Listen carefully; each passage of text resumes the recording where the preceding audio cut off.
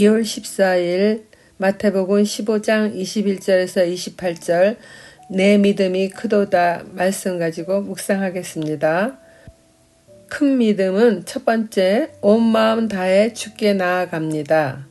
21절 말씀입니다. 예수께서 거기서 나가사 두로와 시돈 지방으로 들어가시니 가나안 여자 하나가 그 지경에서 나와서 소리질러 이르되 주 다윗의 자손이여 나를 불쌍히 여기소서 내 딸이 흉악하게 귀신 들렸나이다 하되 예루살렘으로부터 온 바리새인들과 서기관들이 예수님의 제자들이 손을 씻지 않고 식사를 한다는 트집을 잡고 예수님은 그들은 하나님이 세운 지도자들이 아님을 암시해 주셨죠. 때가 되면 하나님이 심지 않은 것은 가라지를 뽑듯이 뽑힐 것이며 구덩이에 빠지게 될 것을 예언까지 하시니 아마도 그들은 물러설 기미를 보이지 않고 갈등이 더 깊어지게 된 것 같습니다. 예수님은 결국 그것을 떠나서 이방의 도시인 두로와 시돈 지방으로 가십니다. 두로와 시돈은 구약의 가나안으로 불리우는 땅이며 늘 이스라엘에게 해를 입히는 종족들이었습니다.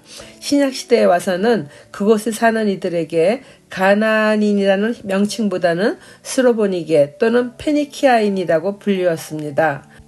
22절의 원문에는 이두라는 명령형 단어가 있는데 그것은 보라라는 뜻으로 마태는 독자들을 주목하도록 유도하는 것을 봅니다. 그리고 마가처럼 스로보니게 여인이라 하지 않고 굳이 가나안 여자라고 말한 이유는 조상들의 원수의 자손도 예수님께 은혜를 구하러 나온 사건을 통해 복음이 결코 유대인에게만 제한된 것이 아니며 자신들의 메시아가 온 세상의 구주이시니 예수 그리스도로 말미암아 모든 나라가 하나로 연결되는 것에 대하여 알리고자 하는 것이라고 생각됩니다. 이뿐 아니라 마태는 예수님이 제자들에게 이스라엘의 잃어버린 양에게로 가라 하셨지만은 유대인 종교 지도자들과 갈등이 고조되니까 유대 땅을 벗어나 이방인의 도시인 두로 지역으로 가셨고 그곳에서 이방인 여인의 딸을 치료하게 되는 사건이 있었다는 것을 알림으로 복음이 유대인의 것만이 아님을 확실히 보여주는 것입니다. 결국 예수님이 부활하신 후에는 12 제자들과 사도 바울을 통해 복음이 이방인에게 왕성하게 전해지므로 오늘날 우리들도 하나님의 자녀가 되는 복을 받게 된 거죠.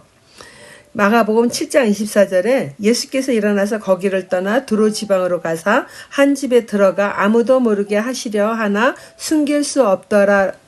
이 말씀을 통해 예수님이 사역하시던 가버나움을 떠나 두로와 시돈 지방으로 가셔서 아무에게도 알리지 않으려 하셨다는 것을 알 수 있죠. 그러나 이미 예수님의 소문이 유대뿐 아니라 그곳까지 퍼져 있어서 숨길 수가 없었다고 합니다. 이때 한 가나안 여인이 예수님 머무는 곳에 와서는 주 다윗의 자손이여 나를 불쌍히 여기소서 내 딸이 흉악하게 귀신 들렸나이다 라며 소리질러 예수님을 불렀습니다. 예수님의 소문을 익히 듣고 찾아온 이 여인은 주위에 사람들이 많음에도 불구하고 자신을 불쌍히 여겨달라며 소리질러 자신의 고통을 호소합니다. 딸이 흉악한 귀신 들려 고생하고 있기 때문에 여인의 마음은 낮아질 대로 낮아지고 가난한 마음이 된 것이죠. 적용 질문입니다. 마음이 낮아져 예수님의 이름을 간절히 부르며 기도한 적은 언제인가요? 어려운 일을 만나도 자신의 의지와 성품으로만 해결하고자 예수님의 은혜를 거부하고 있지는 않나요? 두 번째 단락입니다. 겸손하며 낮은 마음으로 주께 간구합니다. 예수는 한 말씀도 대답하지 아니하시니 제자들이 와서 청하여 말하되 그 여자가 우리 뒤에서 소리를 지르오니 그를 보내소서. 여인의 소리침에도 불구하고 이상하게 예수님은 한 말씀도 대답하지 않으십니다.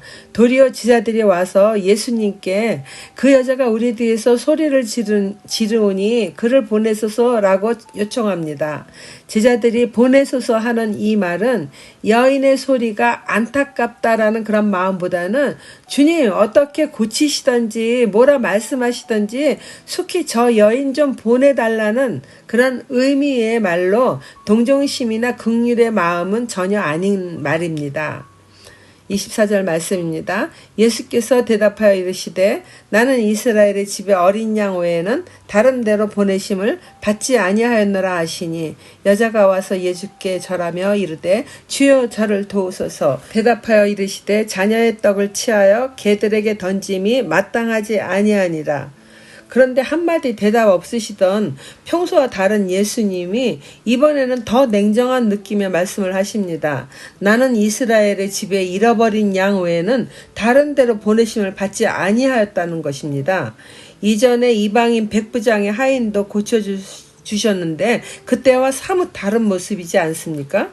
이와 같은 거절의 말을 들었는데 여인은 이제 아예 엎드려 절하며 도와달라고 포기하지 않고 끝까지 예수께 간구하는 모습을 보입니다. 예수님은 간구하는 여인에게 정말 더 냉정한 느낌의 말씀을 인해하시는 거예요. 자녀의 떡을 취하여 개들에게 던짐이 마땅하지 아니하다.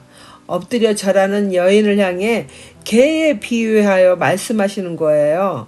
예수님이 말씀하신 그 개라는 말은 키나리온이라고 해가지고 외환용 개나 강아지를 말합니다. 그렇기 때문에 우리가 생각하는 거하고는 조금 다르게 뭐 경멸하거나 무시하기 위해서 쓰는 말은 아니고요. 단순히 그냥 하나님의 선택된 민족이 아니라는 의미로 사용하신 것 같습니다. 이 여인은 헬라인이며 고대 페니키아인의 후손이기 때문에 아마도 높은 신분이고 부유한 자였을 가능성이 높았을 거라고 추정들 해요. 이 여인에 비하여 육의 눈으로 본다면 예수님은 속국의 젊은 30대 초라한 청년으로만 볼 수도 있습니다. 그러나 이 여인은 딸의 갈급한 문제로 예수 앞에 아주 겸손한 마음으로 간구하고 예수님은 또 의외로 대답도 하지 않으시더니 나중에는 너는 선택한 민족이 아니다 라는 식으로 냉정하게 말을 던지십니다. 적용 질문입니다. 겸손한 마음과 인내함으로 응답받기를 포기하지 않는 믿음이 있나요? 마지막 단락입니다. 어떠한 일에도 요동치 않는 믿음으로 끝까지 죽기에 거하는 믿음이 큰 믿음입니다. 여자가 이르되 주여 올소이다마는 개들도 제 주인의 상에서 떨어지는 부스러기를 먹나이다 하니 이에 예수께서 대답하여 이르시되 여자여 내 믿음이 크도다 내 소원대로 되리라 하시니 그때로부터 그의 딸이 나으니라. 얼핏 들으면 자신의 간곡한 말을 저버리는 듯한 예수님의 말씀이나 이 여인은 감정의 요동이 전혀 없어요. 오직 예수님의 말씀이 옳소이다 라고 먼저 긍정의 말을 표현하더니 옳은 말씀입니다만 그러나 개들도 제 주인의 상에서 떨어지는 부스러기를 먹나이다 라며 자신이 선택받은 민족이 아닌 이방인이지만은 자신의 주인은 하나님이라는 거 고백하는 거죠.